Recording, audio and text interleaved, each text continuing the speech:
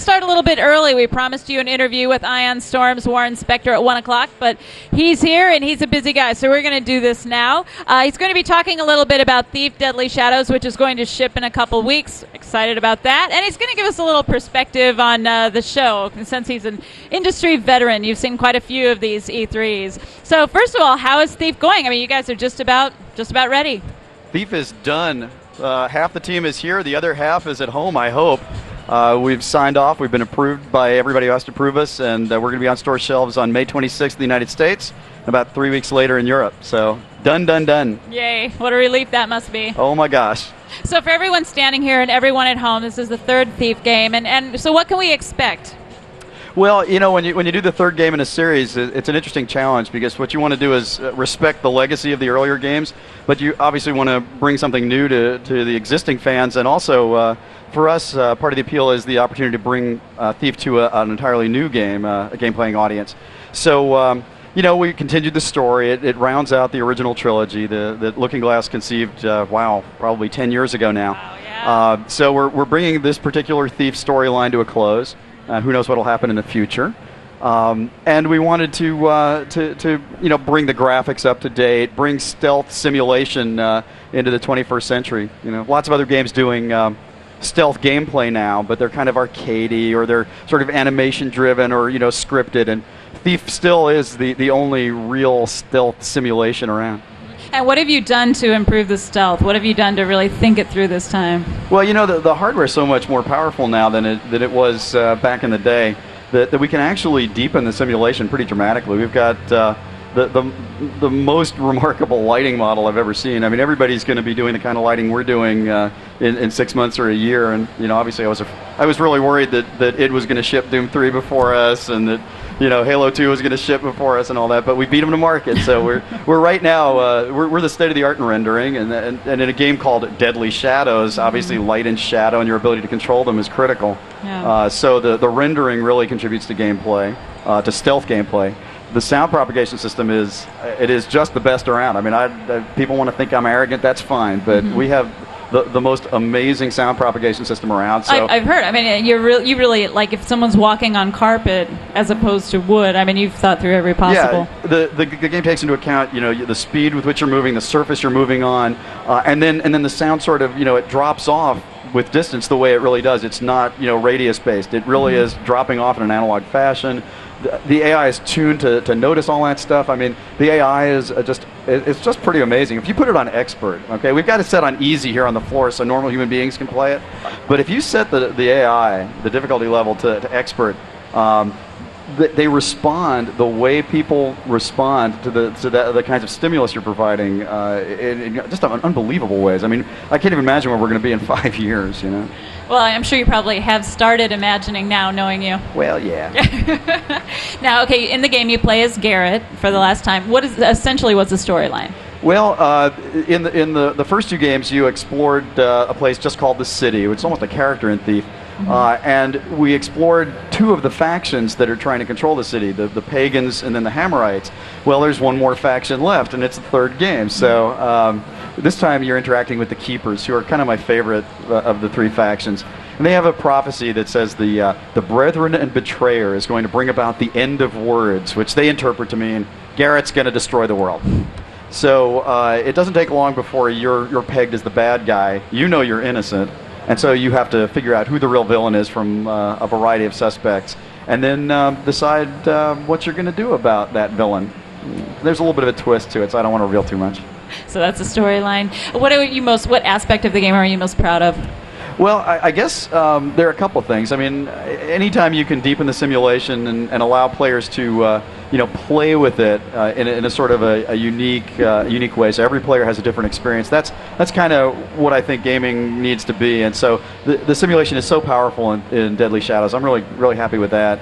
The other thing is, Randy Smith, who was the project director on it, came up with this idea for city sections, and it was unclear until fairly late how that was going to work. But we really have introduced a new free-form part of the game where you can really live out the fantasy of being a thief, and that's something new and pretty exciting. I have a Randy Smith quote. Let's see, he told GameSpot, "It's a show don't tell kind of game." And what does that say to you? Well, it's all about the player experience. You know, it's not about telling someone a story or communicating to the player. It's the player collaborating with the developer, you know, to create something that is unique for each, you know, developer-player collaboration. Right. And now, how has the character Garrett over the series? How has he grown? You know, what point is he at in this game? That's a great question. One of the coolest things about Thief is that the character of Garrett, though he's remained sort of consistent as the cynical loner guy, you know, the William Money in Unforgiven or Rick in Casablanca or something, you know, or Snake Plissken in Escape from New York. He's been consistent sort of overall, but he really has grown a lot. In the first game, he just wanted to be left alone, you know, and got sucked into the events of the city, and at the end he said, I'm out of here. I don't care about your prophecies. Leave me alone. And in the second game, he got sucked in again, of course, but he grew. He had an opportunity to actually work with someone else and turned her down, turned her away. And as a result, you know, she died. And so he came to the realization that he couldn't just stay out of the events of the world. And so at the end of it, he said, at the end of the second game, I'm in. Let's talk about these prophecies. And so now here he is, fully engaged with the world for the first time.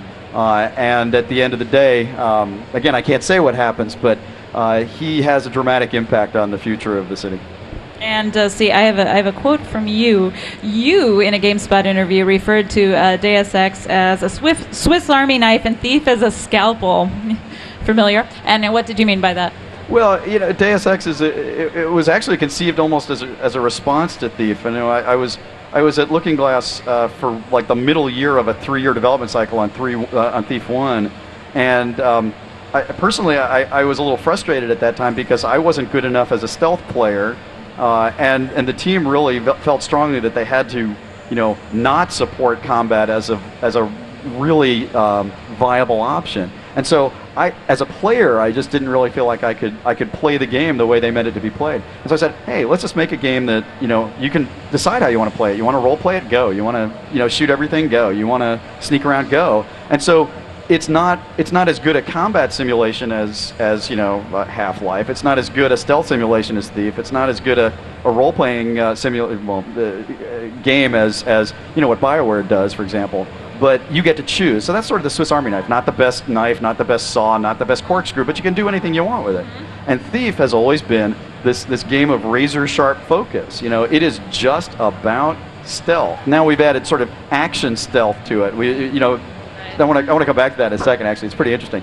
But it is about one thing, and so you can tune everything in the game to do that as effectively as possible.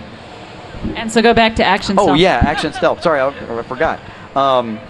Yeah, one of the things that, I mean, I love first-person games. I've always loved first-person games. Frankly, I'm not much of a fan of third-person games at all. And so, you know, part of the team wanted to go third-person, and I was like, no, we're not doing third-person. No. And the lead programmer and the lead artist, in a weekend, hacked in a third-person mode and made me sit down and play it. And even that hacked, silly thing was compelling enough that I said, okay, fine, we're out of time, we've already spent too much money, it's too late to be doing this, let's do it, you know?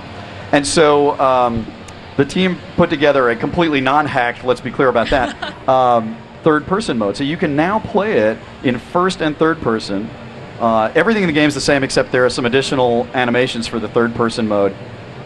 And the two versions, the two modes, are completely different in the way they play and feel. Really? It's completely different. I was blown away. I've been doing this for 20 years. You'd think I'd know that kind of thing. Yeah. But the reality is, first-person mode now, it's claustrophobic. You have to use your ears a lot more because you can't see as much because your view is constrained. Right. You have to trust your gut more because you don't have as much information about the world as you might want. Right.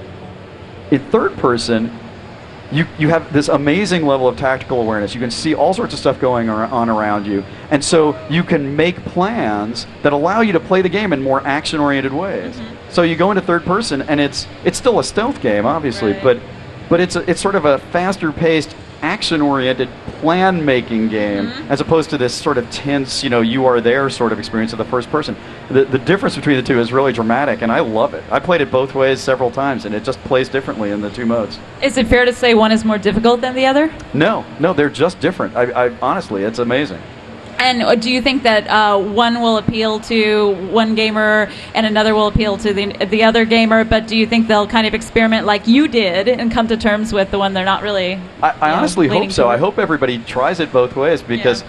I was a blindered first-person game junkie, and now I feel like my horizons have been broadened, so I'm a better person for it. Oh, that's great. All right. So, again, you said 2 weeks, May 25th? May 26th, May 26th, okay. Yeah. And for everyone watching right here, you can go over to the IDOS booth and you can try it out. Or NVIDIA or Xbox. Or NVIDIA or Xbox. We're all over the place. And if you're watching at home, of course, you can download trailers and check it out that way, since you can't go over to IDOS or Xbox or NVIDIA, unfortunately. Just ask you a few more questions. This is the 10th anniversary. You've been to every E3. Everyone. Well, what's your take on this show? What does it feel like this year? Oh, man, it gets bigger every year. It's kind of amazing. I mean, I feel like a salmon swimming upstream just to get through the crowds. It didn't used to be that way, That's the big thing I noticed. It's louder and more crowded. And so take us back. What was it like before, besides louder and more crowded? I mean, in terms of seeing the games you wanted to see, did you have greater access? Or? Yeah, it's actually a little tough. I mean, especially when you're working the show, you get half an hour outside of the booth or an hour, you're lucky in any given day. And so I can't stand online. I mean, you have no idea how much I want to get my hands on a PSP. I mean, Sony just, they nailed the design thing, and it's like that you can see the texture on the thing, and I just want to touch it. And I'm not going to get close to it. So is a PSP what you're most excited about the show besides Thief? I mean, obviously. Well, PSP is definitely right up there, and it's funny because I wasn't all that excited about it. I buy every piece of hardware that comes out because I'm kind of a junkie and a goober, but now I'm really psyched for it. Yeah. But what do you think of the DS? Well, the two-screen thing, the fact that one is kind of a touchpad, and it seems to offer opportunities for, interesting and different creative, UI. I mean, you can actually draw on the thing, and there certainly there are new things we can do with that, so that's kind of cool. So now, if you had only 10 minutes remaining in the show, and you were free, you didn't have to meet with anyone, what's the one thing you would have to go see besides the PSP that you haven't seen yet? Well, this is going to sound totally weird.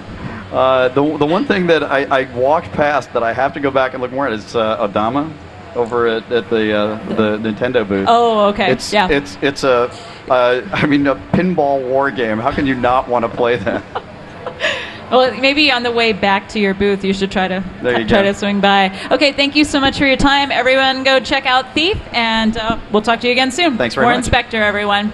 Okay, everyone, join us. We have Will Wright coming up talking about The Sims 2, and John Blakely talking about EverQuest 2 coming up after that. Stick around.